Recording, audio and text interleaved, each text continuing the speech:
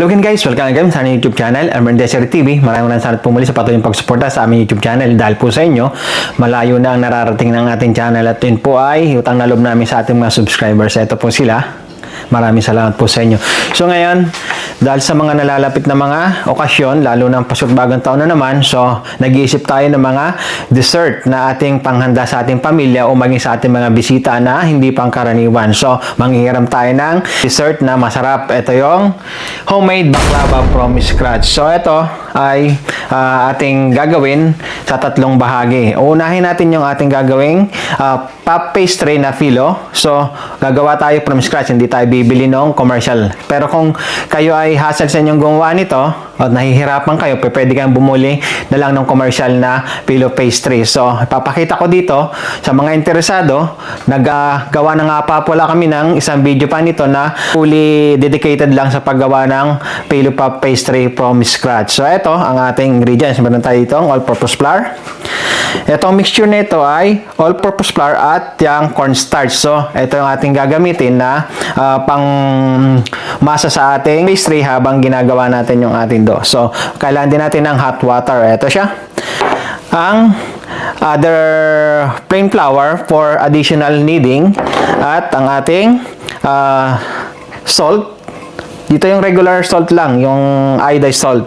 Kailangan din natin ng olive oil at lemon juice. So, kung ayaw nyo gumamit ng lemon juice, pwede kang gumamit ng white wine vinegar. So, wala tayo nun. So, ito ang substitute natin. At ang ating syrup. So, ito yung syrup yung ating itatap kapag na freshly baked ng ating baklava. So, kailangan natin ng granulated sugar. Of course, ang water. Ang vanilla flavor. Honey. Cloves. At lemon zest. So, ito siya.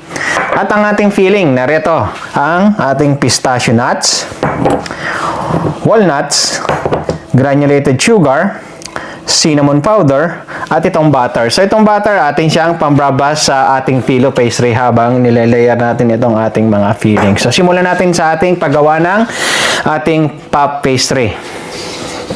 Unahin natin itong ating dry ingredients, itong salt. Lawak lang natin dito. Gano'n na, dikit.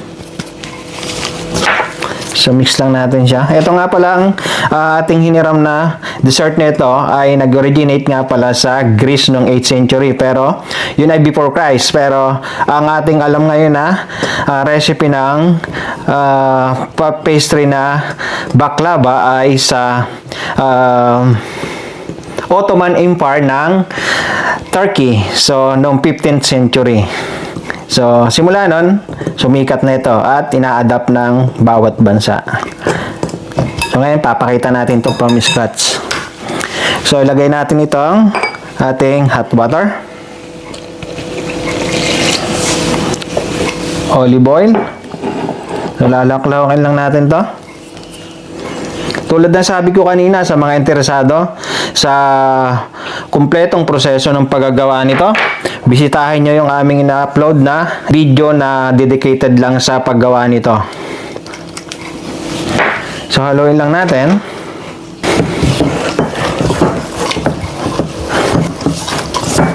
So, ito, minamasa natin siya ng maigi para maging stretch yung ating consistency ng ating dough. So, ito, after 15 minutes natin na masahin ng masahin ito, okay ng consistency niya, oh. So, i-rest lang natin siya for 30 minutes. Balot natin siya sa ating cling film para hindi suminga yung moisture niya. Yun ang purpose ito, kaya binabalot natin. So, para mapabilis siya, ilagay natin siya sa fridge. So, ito, habang ating nire-rest yung ating dough para sa ating filo pastry, ating i-breakdown itong ating nuts, itong pistachio at walnuts sa ating processor. So, kung wala kayong electric processor, pwede nyo siyang tad-tadin na lang siya. Pero meron tayo nito, kaya gamitin na natin, might as well. Okay.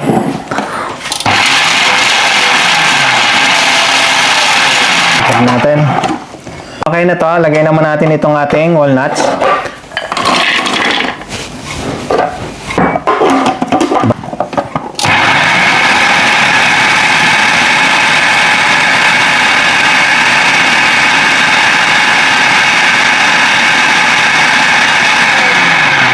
So, check natin. Okay na to. Kung wala nga po pala kayong makita nitong pistachio na shield na, yung advice ko sa inyo, merong nabibili dito na yung for snacking. So, ito, katulad dito, yun yung ginawa ko na lang. Tinalupan ko na lang siya at kinuha yung kanyang laman sa loob. So, salin lang natin siya.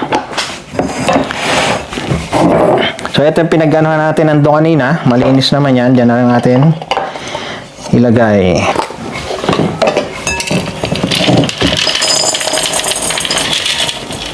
Natirang ito, ihiwalay natin ito kasi pang tatapis natin siya sa ating finished product na baklava. Para pang garnish siya.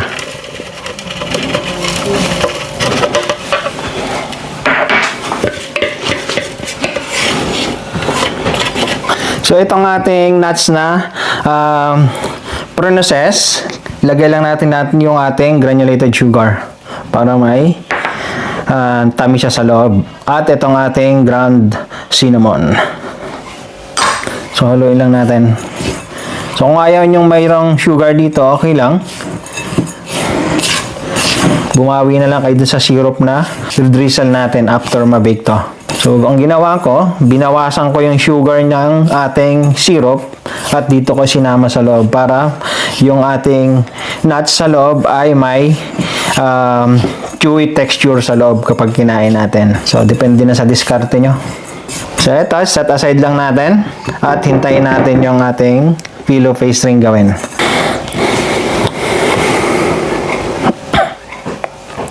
So, divide natin ito 40 grams sa bawat isa. Labis.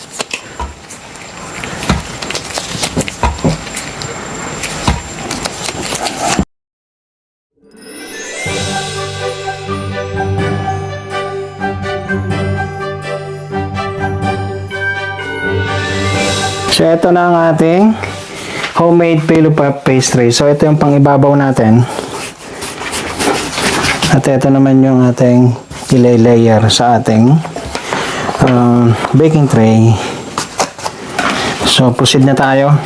Ito, i-assemble na natin siya. Pero bago yun, tunawin muna natin itong ating butter. So, ito, i-grease lang natin itong ating baking tray ng ating tinunaw na butter.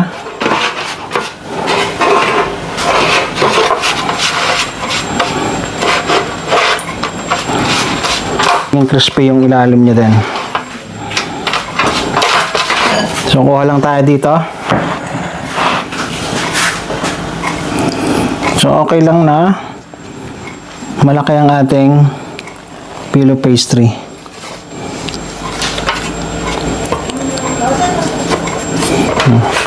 So, ito, butter lang ulit natin siya. So, tinupi ko lang yung mga side niya para mag-fit dito sa ating baking tray.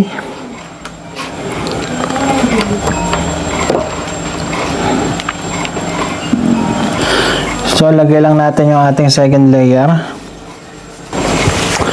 At i-grease ulit natin siya ng ating butter.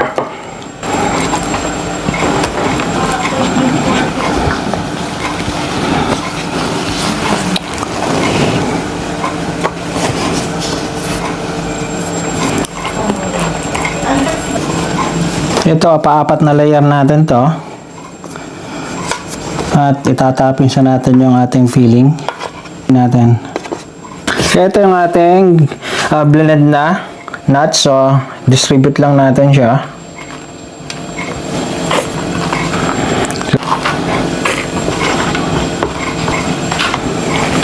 So, patong natin yung ating sunod na layer. So, patong lang ulit tayo ng 4 na layer. So, depende yun sa dami ng inyong pillow pastry. So, ito, bale, enough sa 4 na patong ating nagawang pillow pastry. So, 4 na layer ng ating ano. Tsaka, mas manipis ito. Ginawa kong ito kaysa dun sa nabibiling commercial.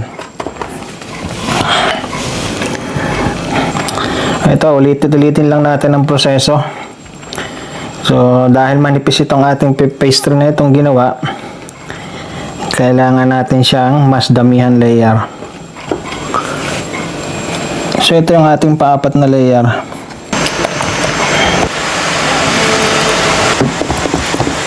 So lagay lang tayo.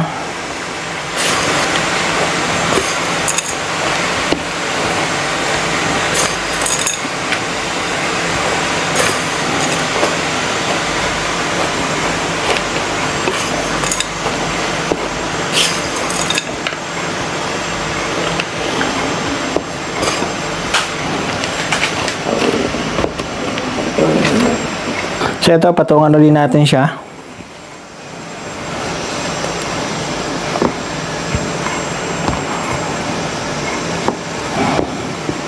Hanggang magamit lahat ng ating pillow pastry. So ganun lang ang proseso natin gagawin. Butter lang ulit natin siya.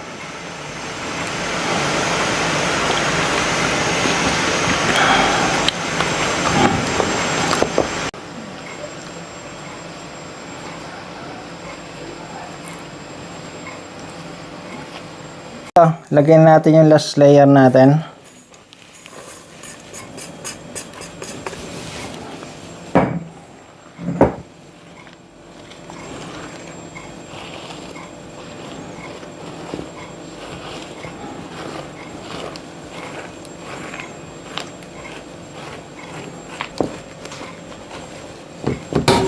Patungan ulit natin itong remaining nating pastry.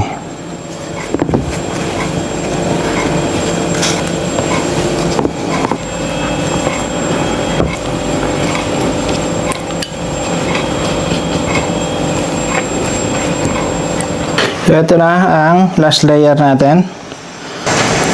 So ito natitira ng butter, i-drip lang natin sa ibabaw. Butter natin ay mainit pa. So hintayin natin siyang mag-settle down, mag-cool down, at saka yung ating homemade phyllo pastry ay masyadong manipis.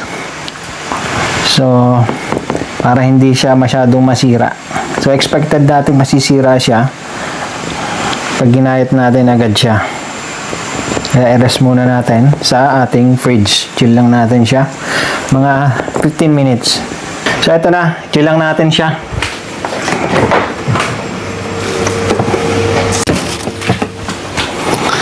So ito ang ating i-bake na baklava. So gayatin lang natin siya. So, kailangan yung matalas na panggayat.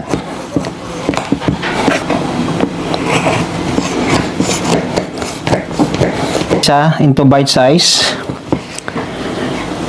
Diagonal natin siya.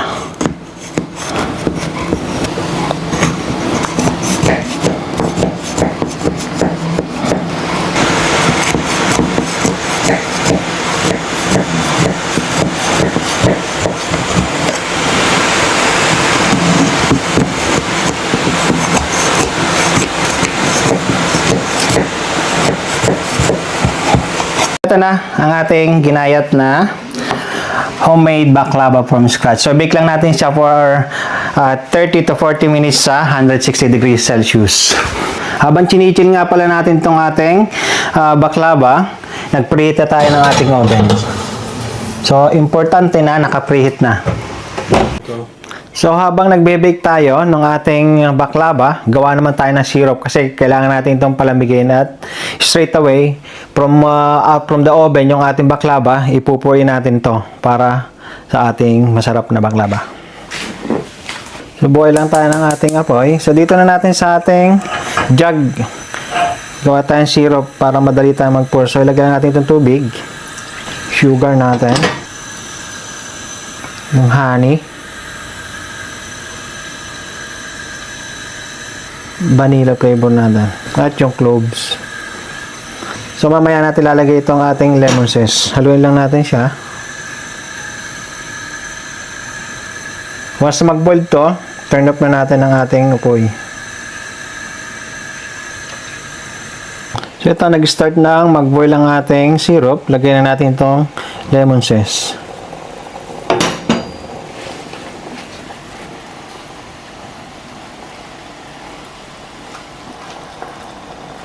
So turn up lang natin ito at ating palamigin.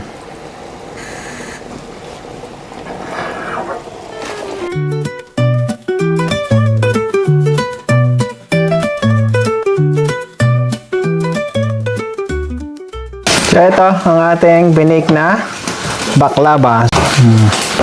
So, itong pinapalamig natin na syrup, drizzle lang natin dito.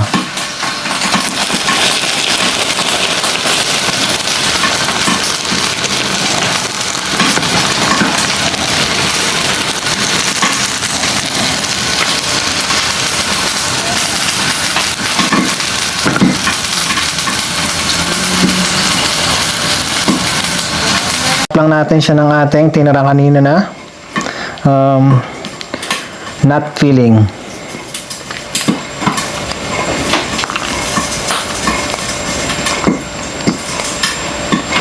For better presentation, to indulge our craving.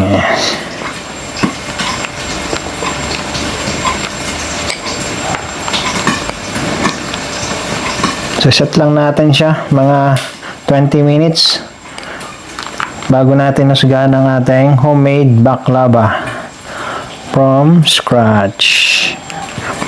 Ayan na. Okay guys, eto. Husgahan na natin ang ating freshly baked na homemade baklava from scratch. So, eto.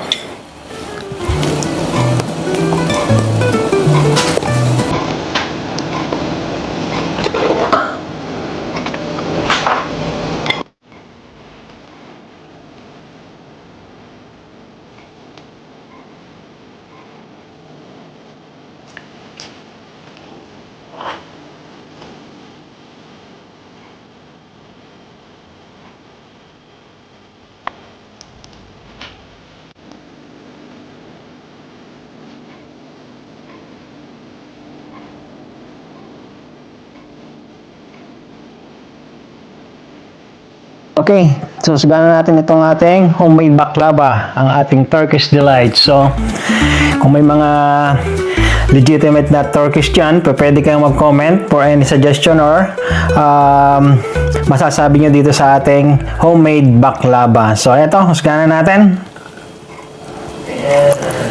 Grabe, oh, loaded.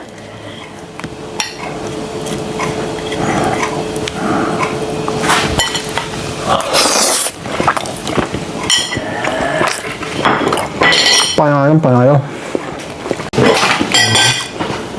Ito, yung ating cameraman, oh. Napaibig na sa ating pagkain ng ating homemade baklava, oh. Perfect, oh. Tiyak na hindi kayo mapapahiya dito.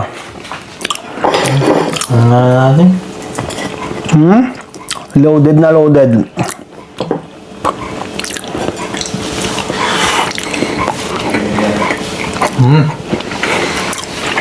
Ayos mo eh. Panalo? The best. Grabe oh, naubos. Ginanahan. Okay. Ito guys, isa na namang masarap na Turkish Delight na ating homemade baklava from scratch with Filipino touch ang ating ginawa. So, subukan nyo ito at sigurado hindi kayo mapapaya sa inyong mga bisita at lalo na sa inyong mahal sa buhay. So para sa mas marami pang video ng ating DIY cooking, baking at everyday task dito sa Inglaterra, patuloy nyo po aming subaybayan sa aming YouTube channel, Almondesari TV. Thank you very much and God bless. Bye-bye!